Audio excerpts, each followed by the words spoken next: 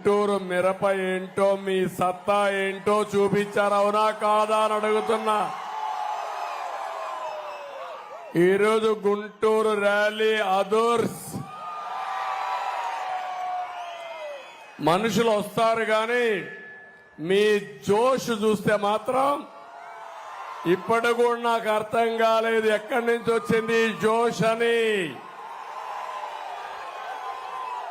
తమిళ్లో 5 సంవత్సరాల్లో మీ అందరూ పడిన బాధలు, మీ ఇబ్బందులు, భవిష్యత్తు మీద ఉండే మీ బెంగ అన్ని కలిపి ఈరోజు పిల్ల జల్లా అందరూ కూడా రోడ్డు మీదకి వచ్చేశారు.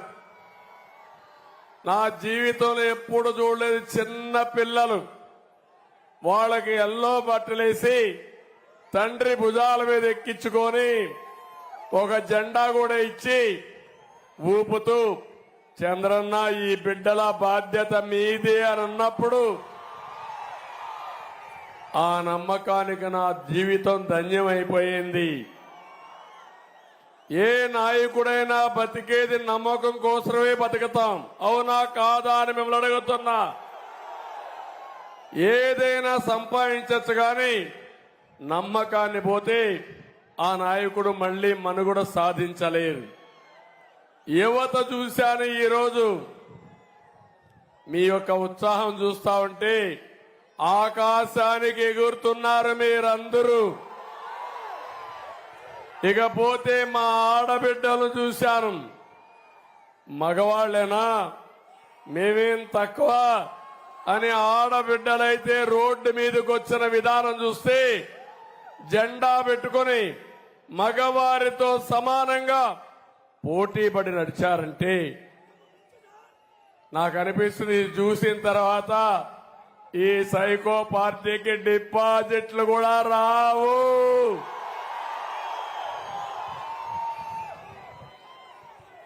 ఒక్క విషయం ఇక్కడంతా మిమ్మల్ని అందరినీ ఒకటే కోరుతున్నా, ఈరోజు మేడే కూడా మీ అందరికీ కష్టజీవులకు అందరికీ మేడే శుభాకాంక్షలు తెలియజేస్తున్నా. ఇంకో పక్క ఇక్కడికి నేను వచ్చింది గుంటూరు కాదు, అమరావతి రాజధానిలో భాగం గుంటూరు. తమిళ్లో హైదరాబాదు సికింద్రాబాద్ ఉంటే మూడో నగరం సైబరాబాద్ నిర్మాణం చేసి దాని చుట్టూ 165 కిలోమీటర్ల ఔటర్ రింగ్ రోడ్ వేసి గ్రామాలు మున్సిపాలిటీని అనుసంధానం చేసి ఒక మహానగరానికి శ్రీకారం చుట్టాం. ఈ సైకో రాకపోయుంటే, అమరావతి కొనసాగుంటే ఈ గుంటూరు ఎక్కడుండేది తమ్ముళ్ళు అని మిమ్మల్ని అడుగుతున్నా. నేను ఎప్పుడు కూడా నేను క్రియేట్ చేసిన రికార్డులు నేనే బద్దలు కొట్టాలనే నా సంకల్పం. హైదరాబాద్ లో 163 కిలోమీటర్లు అయితే అమరావతి ఔటర్ రింగ్ రోడ్డు 185 కిలోమీటర్లు. గుంటూరు అవతల వచ్చేది, అటు చిలకలూరుపేటకు వెళ్లేది, అటు విజయవాడ అవతల హనుమాన్ జంక్షన్ కు వచ్చేది. తమ్ముళ్ళు, నా కలలన్నీ దుర్మార్గుడు వచ్చి విధ్వంసం చేశాడు, అది నా బాధ. తెలివితేటలంటే ఒక విషయం చూడండి, నా తెలివితేటలు ఒక నమ్మకం మీద ఒక పిలిపిచ్చాను. హైదరాబాద్ నగరంలో నాకు గవర్నమెంట్ భూములు వచ్చాయి. ఆ భూములు ఉపయోగించి ఎక్కడికక్కడ నిర్మాణాలు ప్రారంభించాను, రోడ్లు ప్రారంభించాం, కొంత ల్యాండ్ ఎక్విజిషన్ చేశాం. ఇక్కడికి వచ్చినప్పుడు చాలా విలువైన భూమి, అందుకే నేను ఒక వినూత్నమైన ఆలోచన చేశాను. ఆ ఆలోచనే ల్యాండ్ పూలింగ్. అంటే రైతుల్ని రాజధాని నిర్మాణంలో భాగస్వాములు చేస్తే ₹1 ఖర్చు ఉండదని ఒక పిలిపిస్తే అమరావతి రైతులు 29,000 మంది 35,000 ఎకరాలు ఒక పైసా పెట్టుబడి లేకుండా రాజధాని ప్రారంభించిన పార్టీ తెలుగుదేశం పార్టీ. అభివృద్ధి చేసిన తర్వాత వాళ్ళకి ఇచ్చిన భూమి కూడా 1000 స్క్వేర్ యార్డ్స్ వాళ్ళకి ఇచ్చా. కమర్షియల్ గా 250 నుంచి 300, 400 ఇచ్చాం. మిగిలింది 3,500 చదరపు అడుగులు రోడ్ల కోసం అమరావతి నిర్మాణం కోసం ఉపయోగించే పరిస్థితి వచ్చాం. తమ్ముళ్ళు, నేను ఒక్క విషయం అడుగుతున్నా ఇక్కడున్న వాళ్ళందరినీ. 2019లో మీ భూమి విలువ ఎంత? ఇప్పుడు మీ భూమి విలువ ఎంత తమ్ముళ్ళు అని అడుగుతున్నా.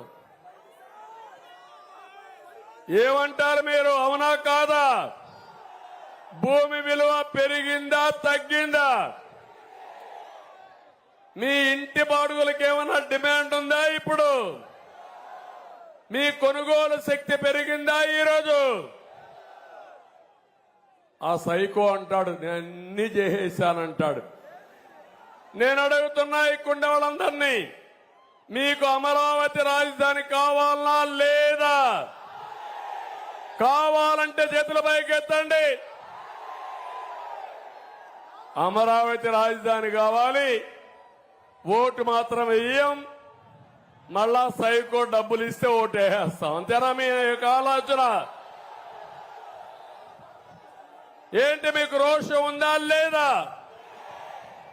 కోపం ఉందా లేదా? ఉంటే ఎందుకు బయట రాలేదని అడుగుతున్నా. ఇంకా వైఎస్ఆర్ కాంగ్రెస్ ఇక్కడ తిరుగుతున్నారంటే ఏం తమ్ముళ్ళు మీ కోపం ఉందా అని నేను అడుగుతున్నా. ఈ రోజు చూపించిన హుషారుని వాళ్ళ ముందర కూడా చూపిస్తే మీరు మా దగ్గరికి రావద్దండి. రాజధాని మీద మీ మాట చెప్పి తర్వాత రండి.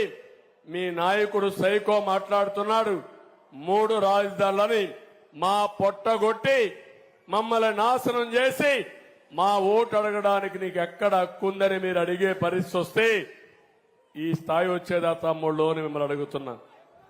ఇప్పటికైనా సిద్ధమా అని అడుగుతున్నా నేను మిమ్మల్ని అందరినీ. మీరేమి నష్టపోయారో అర్థమైందా అని మిమ్మల్ని అడుగుతున్నా. ఒక్క అమరావతి కాదు, నేను ఒక్క విషయం అందరిని అడుగుతున్నా. ఇక్కడ 2019 కంటే 5 సంవత్సరాల్లో మీ ఆదాయం పెరిగిందా అని అడుగుతున్నా. మీ ఖర్చులు తగ్గాయా అని అడుగుతున్నా. మీ జీవన ప్రమాణాలు మెరుగైనాయని అడుగుతున్నా. మీ పిల్లలకు ఉద్యోగాలు వచ్చాయని అడుగుతున్నా. రైతులకు గిట్టుబాటు ధర వచ్చిందని అడుగుతున్నా. ఆడపిల్లలు నిత్యావసర వస్తువులు కొనే పరిస్థితిలో ఉన్నారని అడుగుతున్నా. ముస్లిం సోదరులు అడుగుతున్నా. ఏం తమ్ముళ్ళు మీకేమైనా ప్రత్యేకంగా వచ్చిందా అని అడుగుతున్నా. దుల్హాన్ వచ్చిందా మీకు? విదేశీ విద్య వచ్చిందా మీకు? కొత్తగా ఒక కార్యక్రమం వచ్చిందా మీకు? రంజాన్ తోఫా వచ్చిందా మీకు? మరి ఎందుకేయాలి ఓటు? అతను అంటున్నాడు నేనేదో బీజేపీతో కలిశాను కాబట్టి మిమ్మల్ని ఓటేయమని. నేను కొత్తగా కలిశానా తమ్ముళ్ళు? బీజేపీతో 2014లో గెలిచారు. అవునా కాదా? అప్పుడే ఉర్దూ యూనివర్సిటీలో హైదరాబాద్ లో పెట్టాను. ఆజ్ హౌస్ కట్టాం. ఆ రోజే మీరు చూస్తే ఫైనాన్స్ కార్పొరేషన్ పెట్టాం. మళ్ళీ ఇక్కడ వస్తాను నేనే ఉర్దూ యూనివర్సిటీ పెట్టాను కర్నూలులో. విజయవాడ, కడపలో 2 దిక్కల ఆజ్ హౌస్లు కట్టాను.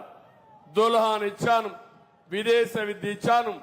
ముస్లిం సోదరులందరికీ మౌజములకి ఇమాములకి 5,000, 3,000 ఆండ్రోలం ఇచ్చిన పార్టీ తెలుగుదేశం పార్టీ.